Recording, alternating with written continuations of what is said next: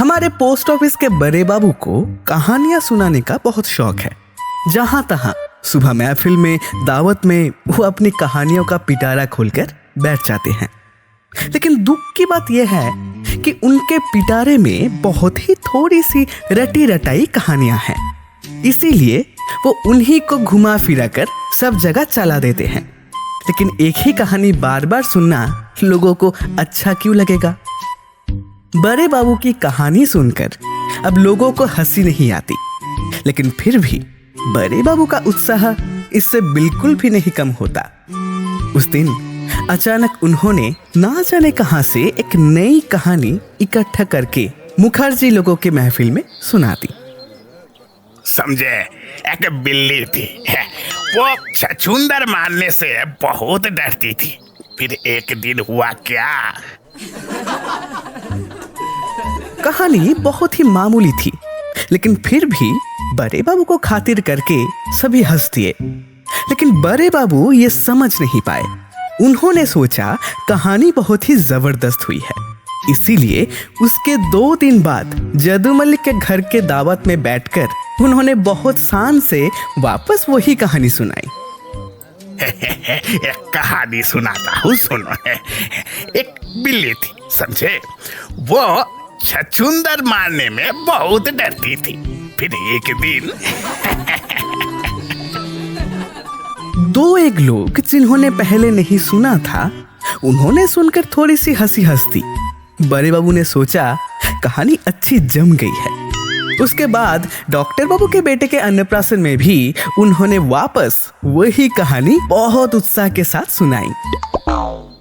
एक बिल्ली थी, वो छछूंदर मारने से बहुत डरती थी। एक दिन कार्निस के ऊपर चढ़कर वो से एक छलांग। इस बार डॉक्टर बाबू को छोड़कर और किसी ने कहानी सुनकर नहीं हंसा, लेकिन बड़े बाबू खुद हंस हंस कर लोपट हो गए। उसके बाद भी जब उन्होंने और 2-3 जगह वही सेम कहानी चला दी, तब हमारे बीच में से कुछ लोग बुरी तरह चिढ़ गए। बिशु बोला, नहीं भाई, अब और बर्दाश्त नहीं होता। ये बड़ा बाबू है बोलकर इतना दिन से हम लोग सह लेते हैं, लेकिन उनका कहानी सुनाने का ये उत्साह तो थोड़ा कम नहीं होता। और अगर ये कम नहीं होता हम लोग का कैसे चलेगा? 2 दिन बाद हम 10-12 लोगों बैठकर बातें कर रहे थे। तभी बड़े बाबू की गोल मरोल मूरत दिखाई दी। हमने कहा, आज खबरदार, उनकी कहानी सुनकर कोई हंस नहीं पाएगा। देखते हैं वो क्या करते हैं। बड़े बाबू के आकर बैठते ही बिशु बोल उठा, नहीं बड़े बाबू, आजकल जैसे अजीब हो गए हैं आप। पहले कितने मजेदार कहानी सुनाते थे, आजकल कहाँ, जैसे ठंडा पड़ गया है। बड़े बाबू इस बात पर बहुत आहत हुए कि उनकी कहानी अब पहले की तरह नहीं जमती। ये बात उन्हें बिल्कुल भी अच्छा नहीं लगा।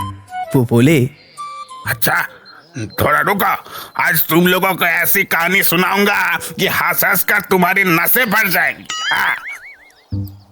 ये बोलकर उन्होंने अपनी उसी पुरानी पूंजी से एक कहानी शुरू कर दी। लेकिन कहानी सुनाने से क्या होगा, हम में से कोई हंसने को राजी ही नहीं था। सभी लकड़ी की तरह सख्त होकर बैठे थे। बिशु बोला, ना, यह कहानी कुछ खास नहीं जमी। तब बड़े बाबू ने अपनी उसी पूंजी में से एक एक करके 5-7 कहानियां सुना दी। लेकिन उससे सबका चेहरा उल्लू का तरह और भी गंभीर हो गया। लेकिन इस बार बड़े बाबू बहुत भड़क गए। बोले, जाओ जाओ, तुम लोग हंसना नहीं जानते, कहानी का कदर नहीं समझते और कहानी सुनना चाहते हो। ये कहानी सुनकर उस दिन इंस्पेक्टर साहब तक हंसकर लोटपोट हो गए थे। तुम लोग ये सब क्या समझोगे? तब हमारे बीच में से एक ने बोले उठा, ये क्या बड़े बाबू, हम हंसना नहीं जानते, बोल क्या रहे आप? आपकी कहानी सुनकर कितनी बार कितने हंसे हैं, सोच कर देखिए तो। आजकल आपकी कहानियां उतनी खिलती नहीं है, तो हंसेंगे कहाँ से? ये लीजिए बीसूदा, जब कहानी सुनाते हैं तब क्या हम नहीं हंसते? क्या बोलते हैं? बड़े बाबू ने हंसकर कहा, बीसू, हाँ, वो भी कहानी जानता है क्या? अरे एक साथ दो बातें बोलने में उसका जबान अटक जाता है, वो भला कहानी क्या सुनाएगा? हाँ? बिशु बोला, बिल्कुल। अरे मेरी कहानी नहीं सुना है क्या? हम सब ने उत्साह देते हुए कहा, हाँ, एक सुना ही दो, एक सुना ही दो। हाँ। बिशु उठकर खड़ा हुआ, फिर गंभीर होकर बोला, एक था राजा। ये सुनकर हमारे 4-5 लोग हो करके हंसकर बोले, अरे क्या मजा है, क्या मजा। एक था राजा। बिशु बोला, राजा का 3 बेटे। ये सुनते ही हम सब एक साथ पूरी जान लगाते हुए जोर से हंस पड़े कि बिशु खुद चौंक गए। सभी हंसते हंसते एक दूसरे के ऊपर गिरने लगे। कोई बोला, और मत हंसा। कोई बोला, बिशु बाबू रक्षा कीजिए, किसी ने तो ऐसा दिखाया कि जैसे हंसते हंसते उनके पेट में दर्द शुरू हो गया। बड़े बाबू लेकिन बुरी तरह चिढ़ गए। वो बोले, ये सब बिशु की चाल है, पहले से सबको सिखा के रखा है, वरना उसमें वो जो बोला उसमें हंसने का क्या था बाबू? जितने सब लोग तुम्हें शामिल है, मैं नहीं कहूँगा। ये बोलकर वो गुस्से में बड़बड़ाते हुए उठकर चले गए। और उस वक्त से ऑफिस के बड़े बाबू का कहानी सुनाने का ये शौक काफी थोड़ा कम हो गया।